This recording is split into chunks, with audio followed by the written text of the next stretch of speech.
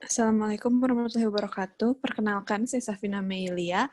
Hari ini saya akan menjelaskan artikel saya yang berjudul Pengaruh Tingkat Pengangguran Terbuka dan Inflasi Terhadap Penduduk Miskin di Indonesia tahun 2007 sampai 2019.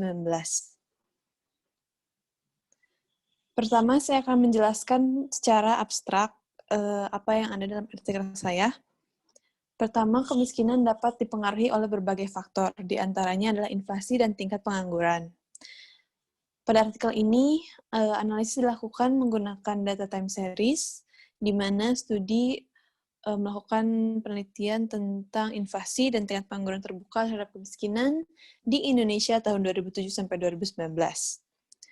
Tujuan dari penelitian ini adalah menganalisis pengaruh jangka pendek, jangka panjang, dan seberapa besar inflasi dan tingkat pengangguran dapat berpengaruh. Data yang saya dapatkan berasal dari BPS, dan untuk model ekonomi yang saya gunakan adalah Error Correction Model atau ECM dengan bantuan IFU 10. Berdasarkan hasil estimasi, inflasi belum memiliki hubungan jangka pendek maupun jangka panjang, sedangkan untuk tingkat pengangguran terbuka memiliki hubungan jangka panjang. Secara lengkapnya akan saya jelaskan berikutnya. Pertama, ada teori dan review literatur. Teori yang saya gunakan merupakan teori dari kurva Phillips, di mana terdapat relevansi antara inflasi dan pengangguran. Pada teori ini, apabila inflasi semakin tinggi, maka pengangguran akan turun. Jadi, terdapat sebuah trade-off antara pengangguran dan inflasi sendiri akan mempengaruhi ke dalam kemiskinan. Pertama, ada uji stasioner menggunakan ADF dan Piliperon. Dapat dilihat bahwa dari uji Piliperon, data yang saya gunakan stasioner pada second difference.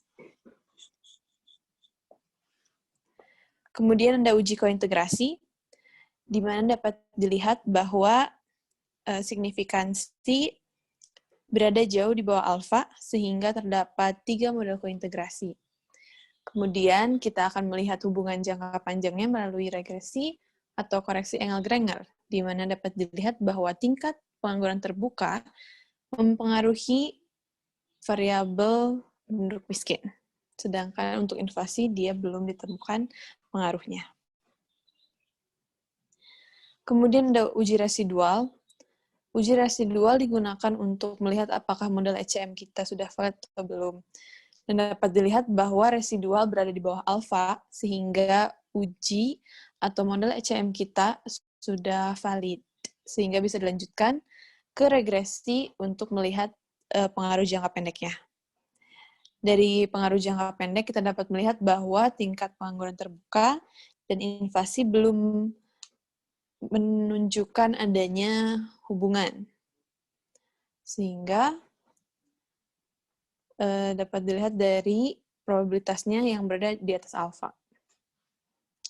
Kemudian ada uji asumsi klasik untuk model. Pertama adalah uji heteroskedastis, dan dapat dilihat bahwa chi-square-nya berada di atas alfa, sehingga tidak ada masalah heteroskedastisitas data. Kemudian untuk uji normalitas dapat dilihat juga probability-nya dia di atas alfa, sehingga tidak ada masalah normalitas atau data terdistribusi normal.